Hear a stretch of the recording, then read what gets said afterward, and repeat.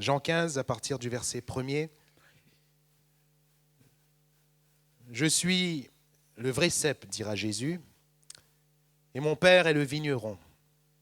Tout sarment qui est en moi et qui ne porte pas de fruit, il le retranche. Et tout sarment qui porte du fruit, il l'émonde, afin qu'il porte encore plus de fruits. Déjà vous êtes purs à cause de la parole que je vous ai annoncée. Demeurez en moi et je demeurerai en vous.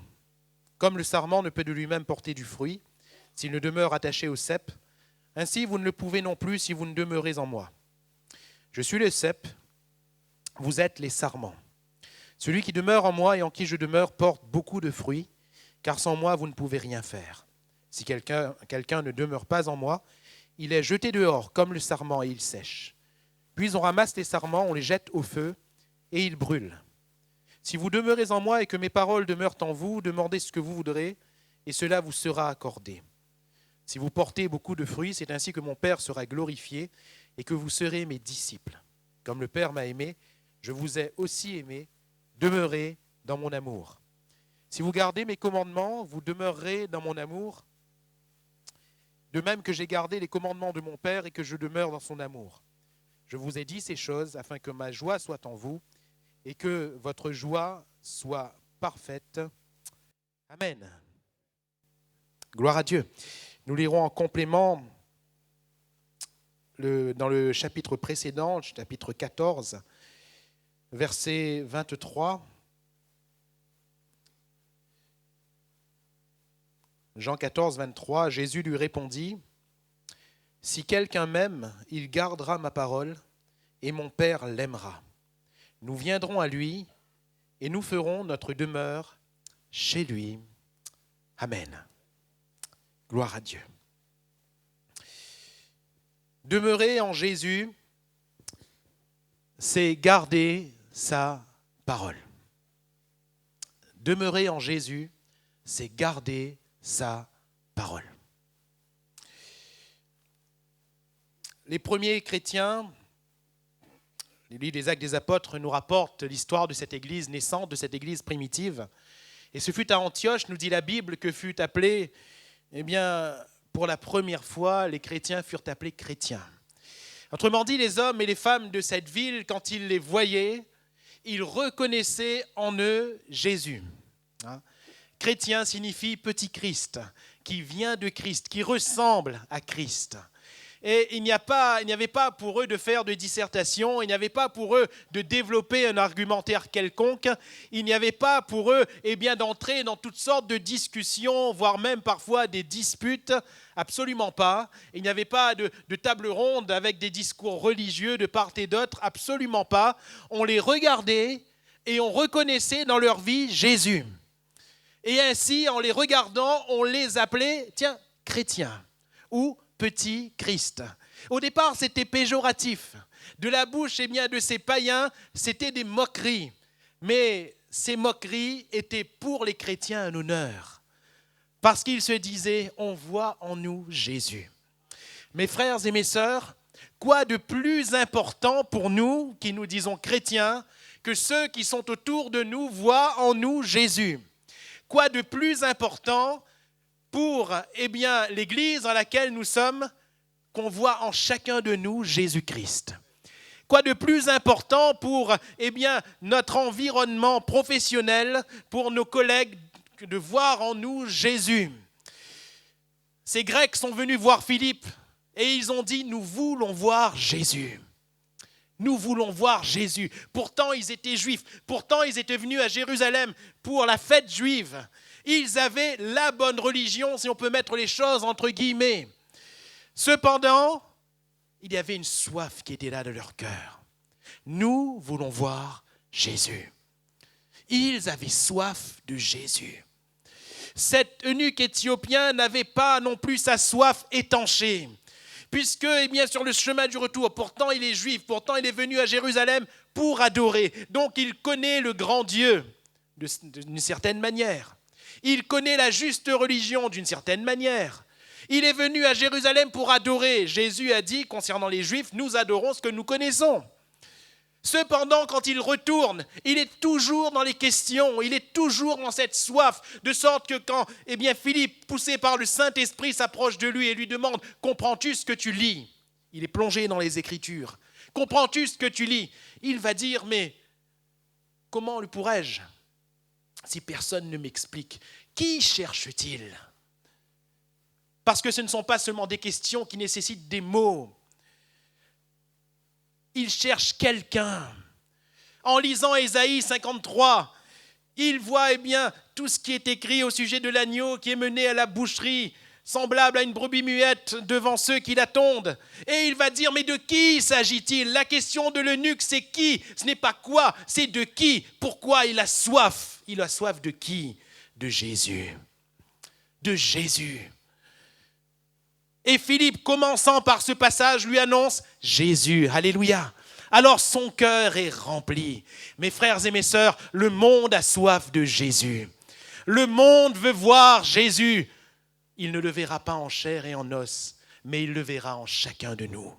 J'aimerais vous dire que non seulement le monde, mais je crois que les uns et les autres, nous avons soif de voir Jésus. Et nous le voyons dans la vie de nos frères et de nos sœurs. Nous le voyons en chacun de nous. C'est tout ce qui importe. Alléluia. C'est tout ce qui importe. De voir Jésus. Nous voulons voir Jésus. Jésus ne peut être vu en nous que si nous demeurons en lui. C'est alors qu'il demeure en nous. Et c'est alors qu'il devient visible et que nous devenons transparents. Jean-Baptiste va dire, il faut qu'il croisse et que je diminue. Et si moi, je décide de diminuer, je vais laisser grandir Christ. Si je décide de disparaître, si je décide de taire mon moi, mon ego, si je décide de crucifier encore et encore la chair et ses passions, c'est Christ qui va se glorifier. Si je choisis de vivre non plus selon la chair mais selon l'esprit, c'est Christ qui va se glorifier. Si je choisis de vivre selon la parole de Christ, c'est Christ qui va se glorifier. Car demeurer en Christ, c'est garder sa parole. Alléluia. Et j'aimerais dire ce matin, et je crois que dans les temps où nous vivons, il est important de le souligner. Tout commence par la parole de Christ.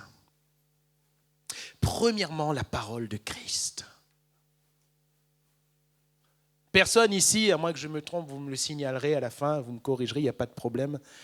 Personne ici n'a vu le Christ. Personne ici n'a vu le Christ dans sa révélation exacte. Personne. Personne. Jésus ne nous a pas laissé une image pour qu'on en fasse une représentation. Jésus ne nous a pas laissé une mentalité impersonnelle. Jésus ne nous a pas laissé non plus des règles. Jésus nous a laissé sa parole. Et c'est ce que nous voyons venir et revenir dans le texte que nous venons de lire. Il est question de ses commandements, il est question de ses paroles, il est question de sa parole. C'est pour cela que tout commence par la parole. Notre salut commence par la parole, car il a plu à Dieu de sauver les hommes par la folie de la prédication de l'Évangile. Tout commence par la parole. Tout doit continuer par la parole. Et Dieu agit par sa parole, car la parole de Dieu est vivante. Vivante. Ce ne sont pas que des mots, mais elle est vivante. Sa parole est esprit et vie. La parole du Seigneur va porter toute notre attention sur le Seigneur lui-même. La parole de Jésus glorifie Jésus. Beaucoup d'hommes, malheureusement, beaucoup de femmes, malheureusement, cherchent à se glorifier au travers de la parole de Jésus. Mais la véritable parole de Jésus glorifie Jésus. Et je m'efface volontiers devant la parole du Seigneur. Si la parole de Jésus me glorifie, alors je suis faux. Dieu a dit, je ne donnerai pas ma gloire à un homme. C'est pour cela que Jésus va déclarer en premier lieu, je suis le vrai cep. Alléluia. Je suis le vrai cep. À qui devons-nous nous attacher? À la personne de Jésus-Christ. Nous sommes disciples de Jésus lorsque nous sommes avec Jésus, lorsque nous sommes en Jésus. C'est tout ce qui intéresse les disciples de Jésus. C'est ce que nous voyons initialement, n'est-ce pas? Quand les disciples, ils voient Jésus et qu'ils reconnaissent, qu'ils croient que c'est le Christ, le Messie venu de Dieu, ils ne demandent pas plus, ils ne font pas autre chose que de s'attacher à ce Jésus. Ils veulent vivre avec Jésus, ils veulent rester avec Jésus. Rabbi, montre-nous où tu demeures. Montre-nous où tu demeures, car nous voulons rester avec toi. C'est celui qui est en Christ qui est une nouvelle créature. Et pour lui, les choses anciennes sont passées, toutes choses sont devenues nouvelles. On peut avoir un sens de la réflexion aiguë. On peut comprendre beaucoup de choses. On peut pratiquer beaucoup de choses. Mais si nous ne sommes pas attachés à Jésus, nous n'avons rien. Si nous ne sommes pas en Jésus, nous ne sommes pas de nouvelles créatures. Nous ne vivons pas la régénération, la transformation. Nous ne la vivons pas. C'est pour cela qu'après nous nous demandons pourquoi est-ce que j'ai encore tel ou tel lien, pourquoi est-ce que je suis encore sous tel ou tel esclavage, pourquoi est-ce que ma vie ne change pas. Mon frère, ma sœur, cher ami, pour être changé, il faut venir en Jésus. Il faut venir en Jésus, car c'est lui qui transforme les vies. Je suis le vrai cep, le vrai. Jésus n'a pas donné lieu à d'autres ceps. Jésus n'a pas permis la naissance d'autres ceps. Il a fait de nous enfants de Dieu, oui, mais aucun de nous n'est le vrai cep, aucun. Nous sommes tous des sarments. Le seul véritable cep, c'est Jésus. C'est Jésus. Et celui que nous devons rechercher, c'est Jésus. Et ce doit rester Jésus. Ce doit rester Jésus. De quoi as-tu soif, mon frère, ma sœur? De quoi avons-nous soif dans ces temps où nous vivons? La Bible nous dit que dans les derniers temps, les hommes se donneront des docteurs. Ils se donneront eux-mêmes des prophètes. Des personnes qui vont les caresser dans le sens du poil. On va chercher des gens qui vont nous faire du bien. Et ces gens vont devenir nos ceps. Nos ceps. Et parce qu'on va se sentir bien, parce que, notre poil aura été bien caressé, alors on va dire, ah, c'est bon, je suis heureux, je suis béni, je suis chrétien et je vais hériter la vie éternelle. Parce que les choses ne nous dérangeront plus trop. Alors on va commencer à se dire, c'est bon, c'est ça la vie avec le Seigneur, je suis tellement bien. C'est ça la vie avec le Seigneur. On ne va se baser que sur nos sens et que sur nos sentiments. C'est là l'esprit de la séduction qui vient sur le monde. Et c'est par là où le diable va chercher à faire tomber même les élus s'il le pouvait. C'est par là. Parce qu'il y a une forme de séduction pour que nous nous détournions du vrai cep. Et que nous nous donnions de faux ceps. Dieu n'a pas fait de nous des suiveurs d'hommes. Je me dis souvent,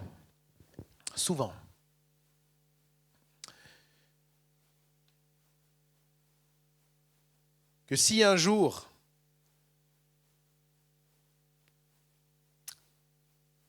il m'arrivait de partir, ou il m'arrivait, vous savez, nous sommes des hommes, hein, nous sommes à l'abri de rien. S'il m'arrivait par exemple de tomber, et si dans mon départ ou dans ma chute, j'entraînais un grand nombre des chrétiens, par exemple des chrétiens de Saint-Louis, j'aurais manqué mon ministère. J'aurais manqué mon ministère. Parce que mon but, ce n'est pas que vous me suiviez moi. Mon but, ce n'est pas seulement que vous vous sentiez bien avec moi. Il vaut mieux que vous vous sentiez bien avec moi quand même. Hein. Mais mon but, ce n'est pas seulement que vous vous sentiez bien avec moi.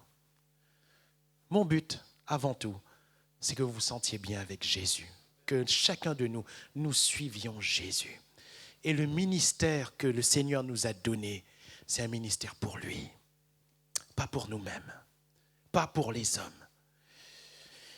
Il nous serait facile, avec l'art du langage et de la parole, il nous serait facile, avec l'ascendant psychologique qu'on pourrait avoir, il nous serait facile d'entraîner des hommes et des femmes. Il nous serait facile, en parlant bien aux uns et aux autres, en caressant bien les uns et les autres par nos paroles, il nous serait facile de gagner des hommes et des femmes à notre suite. Facile. Mais nous ne ferions alors pas l'œuvre du Seigneur. Car l'œuvre du Seigneur, c'est que les hommes et les femmes s'attachent à lui. Il est le vrai cep. Il est le vrai cep. Et celui que nous voulons voir dans l'Église, c'est Jésus. C'est Jésus. Alléluia. Parfois, quand le pasteur n'est pas là, les chrétiens s'affolent. S'affolent. Je ne vais pas dire que c'est complètement anormal. Absolument pas. Mais je crois que nous devrions bien plus nous affoler le jour où Jésus n'est plus là.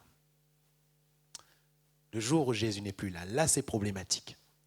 Si le pasteur n'est pas là et qu'il y a un autre pasteur, ce n'est pas trop grave. Mais si Jésus n'est plus là, vous pouvez avoir les meilleurs pasteurs de la terre. Si Jésus n'est plus là, alors c'est problématique. Il est le vrai cep. Nous avons donc à demeurer en lui tout sarment qui est en moi. Tout sarment qui est en moi. Demeurez en moi et je demeurerai en vous. Celui qui demeure en moi et en qui je demeure. Si quelqu'un ne demeure pas en moi, il est jeté. Si vous demeurez en moi, il est question de demeurer en Jésus, demeurer en Jésus, demeurer en Jésus, demeurer en Jésus. Vous voulez résumer la vie chrétienne ? Demeurer en Jésus. C'est tout. Si on veut tout résumer, c'est là. Demeurer en Jésus. Le jour où je ne demeure plus, je suis perdu. Mais tant que je demeure, je peux ne pas avoir beaucoup de puissance. Je peux ne pas avoir beaucoup de qualité. Je peux ne pas avoir beaucoup de dons. Je peux ne jamais avoir exercé le parler en langue. Je peux ne jamais avoir fait telle ou telle œuvre ou tel miracle. Mais tant que je demeure en Jésus, je suis bon. Je suis bon. Inversement, si je ne demeure plus en Jésus, je peux avoir fait les plus grands miracles de la terre. Mon nom pourrait bien avoir été rapporté par les actualités quotidiennes,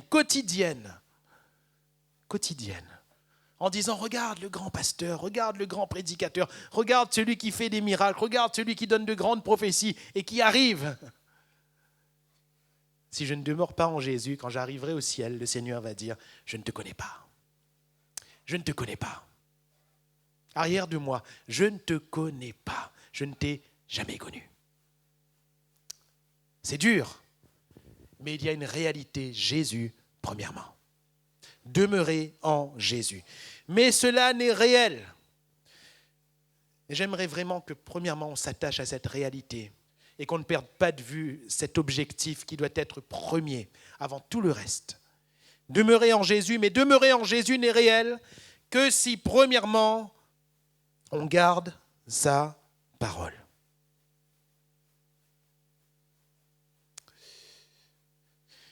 Verset 7, « Si vous demeurez en moi et que mes paroles demeurent en vous. » Alléluia. « Si vous demeurez en moi et que mes paroles demeurent en vous. »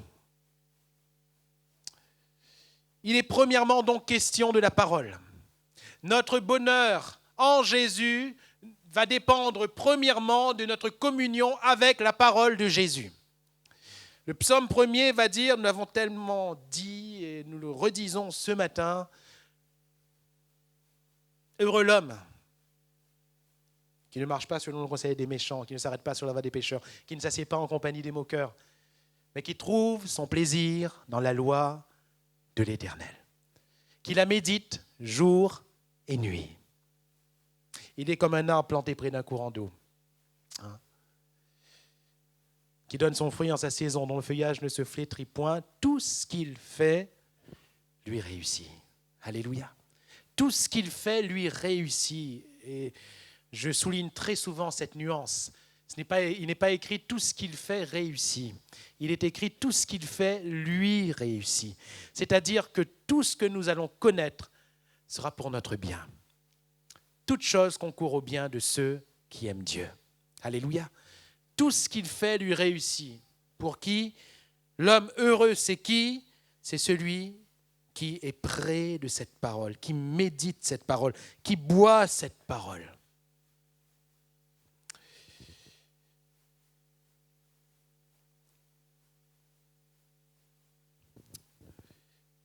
Plus nous avançons vers la fin, et plus les hommes et les femmes abandonneront la parole du Seigneur pour s'attacher à des doctrines de démons, nous dit la Bible. Et on abandonnera de plus en plus cette parole, et bien aux yeux de plusieurs, elle devient démodée. Cette parole, aux yeux de plusieurs, elle n'est plus d'actualité. Ces paroles qui disent des choses qui sont vraies et qui révèlent la sainteté de Dieu dérangent de plus en plus le monde dans lequel nous vivons, voire parfois même ceux qui se disent chrétiens.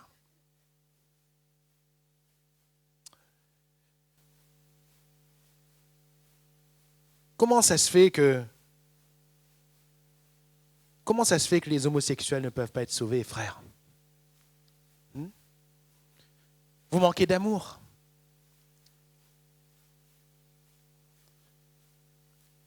Comment ça se fait que vous ne faites pas leur mariage? Ce sont des questions qu'on nous pose directement. Comment ça se fait que vous ne les tolériez pas? Ce n'est pas qu'on ne tolère pas, on accepte tout le monde. Tout le monde. Hein? Quand on entre dans ce lieu, on n'a pas tous une étiquette sur notre front avec écrit notre péché dessus. Pas vrai? Il faut que l'homosexuel abandonne son homosexualité. Si nous ne prêchons plus cela, pardonnez-moi l'expression, mais nous sommes foutus. Il faut que l'ivrogne abandonne son alcool. Parce qu'il est écrit que l'ivrogne ne peut pas hériter le royaume de Dieu. Et parfois on se trompe, vous savez. On se trompe. Frère, si la boire une deux coups n'est pas trop grave, ça. Hein? Et nous avons cette culture à La Réunion, vous savez. La boire, elle était sous la gaillard.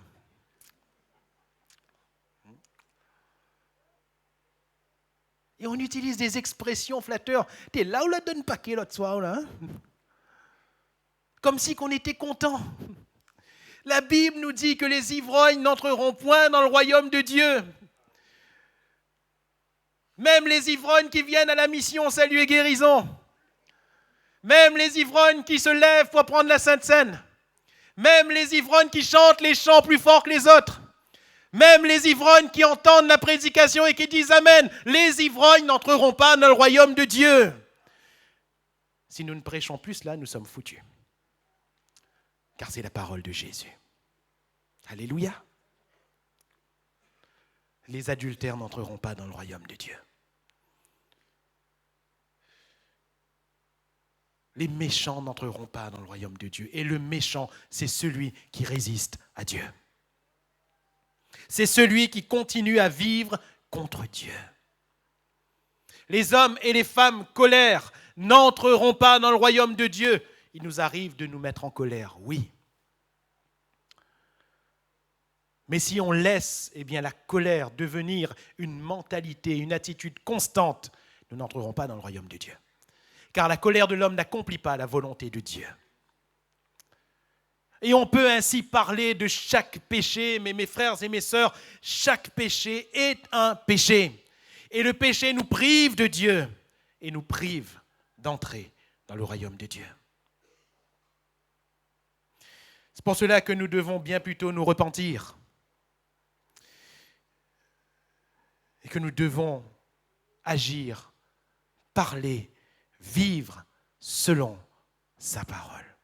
Alléluia. Que sa parole demeure en nous ce matin. Que sa parole demeure en nous. Car si sa parole demeure en nous, les conséquences pour nous seront bonnes, comme un arbre planté près d'un courant d'eau. Et qu'est-ce qui se passe pour cet arbre planté près d'un courant d'eau? Qu'est-ce qui se passe pour chacun de nous si nous demeurons en Jésus, en demeurant dans sa parole, en vivant selon sa parole? Versets 9 et 10 de Jean 15. Comme le Père m'a aimé, je vous ai aussi aimé, demeurez dans mon amour. Comment demeurer dans l'amour de Jésus? Si vous gardez mes commandements, vous demeurerez dans mon amour. Alléluia. Si vous gardez mes commandements, vous demeurerez dans mon amour.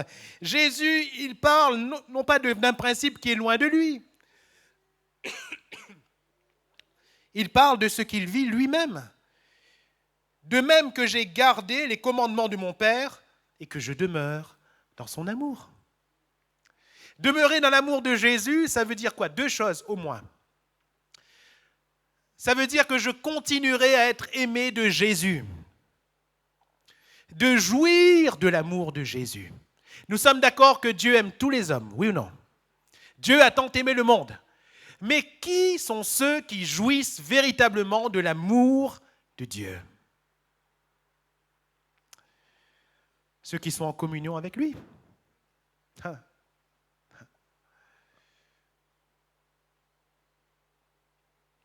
Mon frère, ma sœur, qui est celui ou celle qui jouit de ton amour?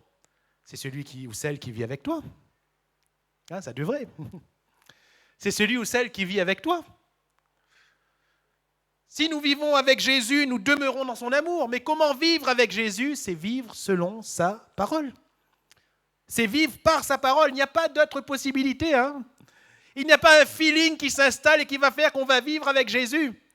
Il n'y a pas un mode de vie humain, il n'y a pas des règles humaines qui vont faire qu'on va être sûr qu'on vit en Jésus. Non, Jésus nous dit selon sa parole. Gardez sa parole, demeurez dans sa parole. Si vous gardez mes commandements, vous demeurez dans mon amour. Alors on va jouir de l'amour de Jésus. Alléluia. Si nous vivons selon la parole, nous jouissons de la grâce de Jésus-Christ. Nous jouissons de toute l'attention de Jésus-Christ et nous le verrons dans un instant. Et la deuxième chose que cela signifie, demeurer dans l'amour de Jésus, c'est que nous serons aussi capables d'aimer comme Jésus nous aime. Alléluia. Nous sommes aimés de Jésus et nous jouissons de son amour, et nous sommes capables d'aimer comme Jésus nous aime. C'est la parole de Jésus qui nous fait aimer comme Jésus. Car vous avez remarqué, si nous prenons seulement le fameux décalogue, les fameux 10 commandements, si nous prenons seulement ces 10 commandements, nous verrons qu'il s'agit, dans ces commandements, de ce que nous devons faire vis-à-vis de notre prochain. Premièrement, vis-à-vis de Dieu. Les 2 premiers commandements concernent le Dieu unique et l'interdiction de toute idolâtrie. Mais après, dans toute la suite, c'est vis-à-vis des autres. C'est toujours vis-à-vis des autres. Tu ne voleras point. C'est pas te voler toi-même, c'est voler les autres. Tu ne mentiras point. Tu ne tueras point. Tu ne donneras point de faux témoignages. Tu ne convoiteras point. C'est toujours vis-à-vis des autres. Et la parole de Jésus va nous amener à aimer les autres. Car si nous aimons les autres, nous accomplissons toute la loi. Alléluia. S'il y a dans notre cœur l'amour de Jésus vis-à-vis des autres, il n'y aura aucun problème quant à l'accomplissement de la loi. Nous ne ferons pas de mal à ceux que nous aimons. Et si nous arrivons par mégarde de faire quelque chose de mal, nous nous en repentirons bien vite. Bien vite. Demeurer dans son amour. Deuxièmement, si nous demeurons en Jésus, nous portons beaucoup de fruits. Vous vous rappelez ? Nous sommes les sarments, il est le cep, et il y a cette belle image de la vigne. Et il s'agit de porter du fruit. Verset 5, je suis le cep, vous êtes les sarments, celui qui demeure en moi et en qui je demeure porte beaucoup de fruits, car sans moi, vous ne pouvez rien faire. Mais là encore, dit comme cela, humainement parlant, c'est très abstrait. Comment demeurer en Jésus ? comment faire avec Jésus? Comment faire avec Jésus? Verset 8. Si vous portez beaucoup de fruits, c'est ainsi que mon Père sera glorifié, que vous serez mes disciples, comme je vous ai aimé, comme le Père m'a aimé, je vous ai aussi aimé, demeurez dans mon amour. Si vous portez beaucoup de fruits, c'est ainsi que mon Père sera glorifié, que vous serez mes disciples. Nous sommes disciples de Jésus lorsque nous portons beaucoup de fruits. Comment porter ce beaucoup de fruits? Comment porter beaucoup de fruits? Jésus a dit, ce n'est pas vous qui m'avez choisi, mais moi je vous ai choisi et je vous ai établi afin que vous alliez, que vous portiez du fruit et que votre fruit demeure. Donc quelque part, le but que Jésus a poursuivi dans chacune de nos vies, c'est le fait de porter du fruit, oui ou non? Si nous portons du fruit, avant de voir quel fruit, la question est comment porter du fruit? Comment rendre concret ce fait si abstrait dans les mots d'être en Jésus pour porter du fruit. Nous revenons à cette image du cep. Verset 2, tout sarment qui est en moi et qui ne porte pas de fruit, il le retranche, et tout sarment qui porte du fruit, il l'émonde. Il l'émonde. Dans quel but? Afin qu'il porte encore plus de fruits. Quand le Père est-il glorifié? Quand nous portons beaucoup de fruits. Donc Jésus va veiller et le Père va veiller à ce que nous portions du fruit et encore plus de fruits et encore plus de fruits et encore plus de fruits. Toujours la question, comment? Et ce fameux verset 3. Déjà vous êtes purs, ou le terme grec c'est le même que émondé. Déjà vous êtes émondés à cause de la parole que je vous ai annoncée. Amen. Comment demeurons-nous en Jésus pour porter du fruit par la parole? Et comment porterons-nous encore plus de fruits que maintenant? Toujours par la parole, car il y a l'action de la parole dans notre vie.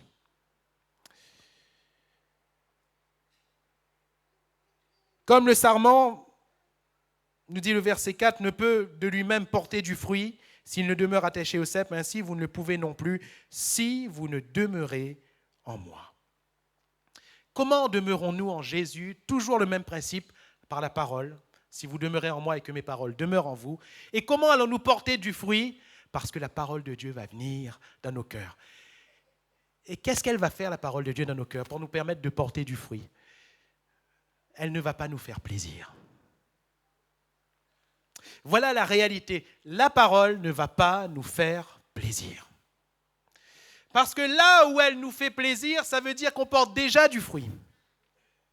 Réfléchissons un instant. Je lis ma Bible.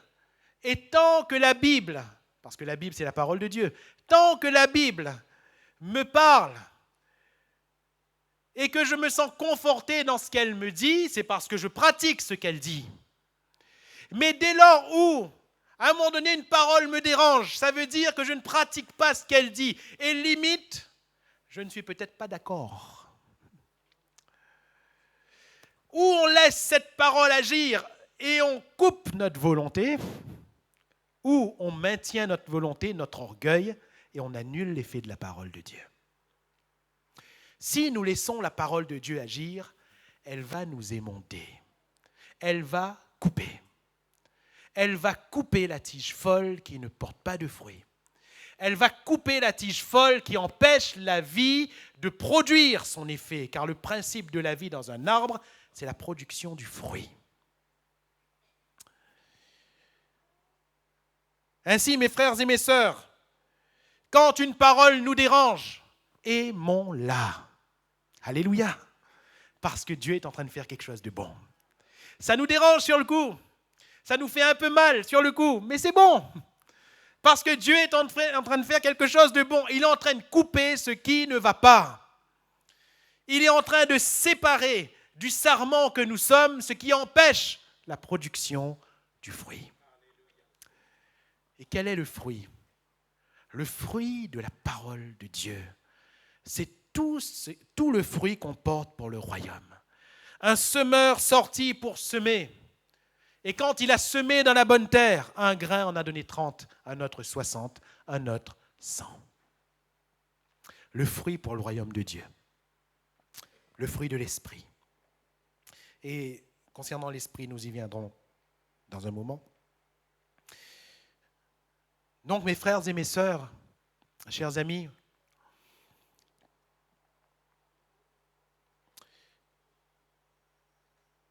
un petit avertissement que je laisse sur nos cœurs.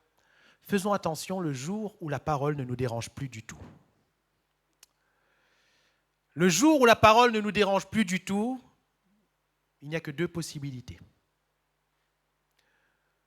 Ou, premièrement, celui qui la prêche, il n'est plus dans le coup. Ou, deuxièmement, c'est nous qui ne sommes plus dans le coup. C'est nous. Peut-être que nous avons tué notre conscience à force d'orgueil, d'orgueil, d'orgueil et d'orgueil. Et il y a une marque de flétrissure qui commence à apparaître. À force d'orgueil, nous écoutons la parole de Dieu. Nous donnons gloire à Dieu parce que cette parole, elle est pour les autres, mais elle n'est pas pour nous. À force d'orgueil, nous louons le Seigneur alors que cette parole, en face de nous, est en train d'annoncer notre mort certaine. Le jugement par le même Seigneur que nous sommes en train de louer. C'est pour cela qu'il est dit que celui qui a des oreilles pour entendre, qu'il entende. Et que nous puissions tous avoir des oreilles pour entendre la parole du Seigneur. Alléluia. Troisièmement, l'effet de cette parole, le fait de demeurer en Jésus par la parole, va amener ce que nous avons lu dans le verset précédent, dans Jean 14. Le verset 23, et je reviens sur ce verset, « Si quelqu'un m'aime, il gardera ma parole, mon Père l'aimera, nous viendrons à lui et nous ferons notre demeure chez lui. » De quoi Jésus parle-t-il ? Si quelqu'un m'aime, il gardera ma parole. Donc nous revenons sur ce principe. Aimer Jésus, c'est garder sa parole. Mon Père l'aimera. Nous aimons Jésus en gardant sa parole et nous sommes aimés du Seigneur. Et Jésus dit, nous viendrons à lui. Il parle de lui et son Père. Et nous ferons notre demeure chez lui. De quoi parle Jésus ? De quel fait ? Il ne s'agit pas encore d'abstrait. Encore là, il ne s'agit pas de quelque chose qui semble dans l'air ou dans une conception qui est loin de nous. Non, c'est très, très concret. Quelle en est la concrétisation ? Nous sommes dans ce contexte où Jésus parle du Paraclet, du Consolateur. Vous relirez chez vous Jean 14. Jésus annonce au verset 16, « Et moi je prierai le Père et il vous donnera un autre Consolateur afin qu'il demeure éternellement avec vous. » Un peu plus bas, vous le connaissez car il demeure avec vous et il sera en vous. Il sera en vous. Verset 18, « Je ne vous laisserai pas orphelins, je viendrai à vous. » Toujours dans le contexte de ce Paraclet, de ce Consolateur. Et le verset que nous avons lu, « Nous viendrons à lui et nous ferons notre demeure chez lui. » Comment Dieu le Père et Dieu le Fils viennent faire leur demeure chez un homme, chez une femme comme vous, comme moi, par le Consolateur, par le Saint-Esprit. Et le Saint-Esprit ne viendra jamais plus faire sa demeure en nous que lorsque nous sommes des hommes et des femmes de la parole de Jésus. Car le Saint-Esprit aime la parole de Jésus. Le Saint-Esprit travaille à partir de la parole de Jésus. Nous sommes aujourd'hui dans un monde complètement fou qui est en train de gagner malheureusement le monde évangélique charismatique. Je crois que nous devons être fiers d'être charismatiques. Je crois que nous devons être fiers d'être pentecôtistes, d'être des hommes et des femmes du Saint-Esprit. Mais si nous sommes des hommes et des femmes du Saint-Esprit sans la parole, je dis non. Je dis non. Ce n'est pas possible. Le Saint-Esprit ne peut pas faire contre la parole. Le Saint-Esprit ne peut pas faire ce qui est contraire à la parole. Le Saint-Esprit, il prend de ce qui est à Jésus et nous le donne. Il ne se glorifie pas lui-même. Il n'agit pas de lui-même. Car Dieu est un, le Père, le Fils, le Saint-Esprit. Et quand le Père et le Fils viennent faire leur demeure en nous par le Saint-Esprit, quand nous sommes remplis du Saint-Esprit, c'est-à-dire de la personne de Dieu, et lorsque cette personne déborde de nos cœurs et de nos âmes par toutes sortes de charismes de l'Esprit, tout est conforme à la parole de Jésus. Tout ce que nous lisons, nous le voyons se réaliser sous nos yeux. Et nous reconnaissons le Saint-Esprit, car la parole de Jésus est honorée. Alléluia. Même quand nous parlons de surnaturel, il n'y a pas de mysticisme, car tout est révélé par la parole du Seigneur. Quand nous parlons du surnaturel de l'Esprit, nous ne voyons se reproduire que ce que nous avons lu. Et il n'y a pas plus, il n'y a pas moins. Alléluia. Donc, que voulons-nous voir quand nous parlons des œuvres de l'Esprit, quand nous parlons de la puissance de l'Esprit dans notre vie, dans l'Église ou sur la place publique? Que voulons-nous voir? Nous voulons voir ce qui est écrit. Alléluia. Je me souviendrai toujours du témoignage de cette famille entière qui s'est donnée à Jésus lorsque j'étais encore dans le ministère sur Saint-André. J'ai été vraiment ce jour-là bouleversé par la puissance de la parole du Seigneur. Cette famille qui était traditionnellement catholique et qui était de fervents religieux, vraiment de grands fervents religieux, à un moment donné, ils ont commencé à se poser des questions. Et se poser des questions parce qu'ils ont commencé à lire la Bible. Et en lisant la Bible, ils ont vu que vous ne vous ferez pas de représentation. Alors ils sont allés voir leur leader religieux et ils sont allés leur demander, mais c'est écrit ça. Comment ça se fait que dans notre temple, à nous, il y ait tellement de statues? Je ne fais que vous rapporter ce qu'ils ont dit. Moi, je ne condamne personne. C'est leur témoignage. Alors, c'est écrit ça. Comment ça se fait qu'on voit ça? C'est contraire. Non seulement on ne leur a pas donné de réponse, mais on leur a dit, arrêtez de lire la Bible, vous allez devenir fous. Arrêtez, vous allez devenir fous. Écoutez seulement ce qu'on vous dit, c'est tout. Mais arrêtez de lire la Bible, vous allez devenir fous. Mes frères et mes sœurs, le jour où je vous dis ça, c'est moi qui suis en train de devenir fou. Continuez de lire la Bible, lisez toujours la Bible. Toujours. Et eux, qu'est-ce qu'ils ont dit? Ils ont dit, mais quand même, c'est écrit ça? C'est écrit ça? Et ils ont commencé à être refroidis, ils ont commencé à ne plus aller dans cette religion. Et ils étaient en train de prier chez eux, cette famille priait chez elle, en disant, mais Seigneur, montre-nous la voie. Ils se sentaient dérangés. Comment vivre la foi telle qu'elle est écrite? Un jour, une connaissance à eux les a invités à venir à l'Assemblée de Dieu, Mission, Salut et Guérison. Et en y venant, ils ont commencé à voir être pratiqué ce qui était écrit. Ils ont vu que les cultes étaient conformes. Ils ont vu que la manière dont les chrétiens vivaient était conforme. Alors ils se sont dit, là, ça allait d'être bien. C'était pendant la première réunion, deuxième réunion. Ensuite, ils sont venus le dimanche matin. Et le dimanche matin, il y a eu la manifestation des dons spirituels avec le parler en langue. Et quand ils ont entendu parler en langue, ils ont dit, quoi, c'est quoi ça? On est chez les fous. On s'est trompé. C'est n'importe quoi. Et ils sont retournés chez eux et ils se sont dit, on n'y va plus. Leurs connaissances qu'ils avaient invitées en leur disant, on y va, ils ont dit, non, on ne vient plus, on est chez les fous chez vous. Ils se sont dit, on ne vient plus.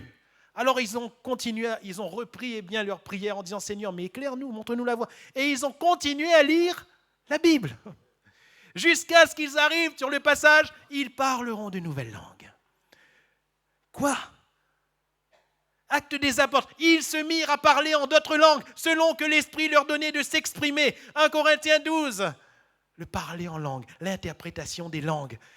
Et ils se sont dit, on n'était pas chez les fous, car ce qui est écrit se produisait sous nos yeux. Et ils sont revenus et ils ont donné leur vie à Jésus. Et ils sont devenus d'authentiques chrétiens. Alléluia. À partir de quoi? De la parole. Les charismes ont été validés par les écrits. Et enfin,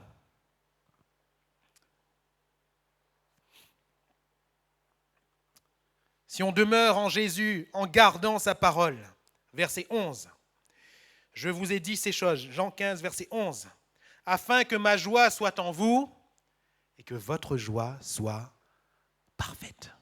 Alléluia. Je vous ai dit ces choses. Les paroles que je suis en train de vous communiquer vont vous amener à une joie parfaite. Premièrement, ma joie sera en vous et deuxièmement, votre joie sera parfaite. On goûte premièrement à la joie de Jésus et la joie de Jésus qui est parfaite va nous amener à avoir notre joie à nous parfaite. Il y a la joie du monde et la joie de Jésus. La joie du monde, elle est éphémère. Elle dépend d'un moment qu'on qualifie d'heureux, de bonheur. Elle dépend d'un moment peut-être de plaisir, d'un moment qui satisferait ce qui est humain chez nous. Mais quand nous sommes enfants de Jésus, ces choses ne nous satisfont plus. Quand nous sommes enfants de Dieu, quand nous sommes régénérés par Jésus, les choses qui procurent la joie au monde ne nous procurent plus la même joie. Mes frères et mes sœurs, il y a encore là une grande tromperie. C'est quand le chrétien cherche sa joie dans les choses du monde. Après avoir été régénéré, après avoir été transformé, tout d'un coup, on dirait qu'on veut revenir au bonheur qu'on avait connu avant. On dirait que c'est là notre plaisir, c'est là où on est bien. Alors on recherche l'ambiance d'avant, on recherche les sorties d'avant, on recherche les fréquentations d'avant. Et finalement, on est en train de rechercher la communion d'avant. Et la communion d'avant, elle est perditive. Elle nous emmène en enfer.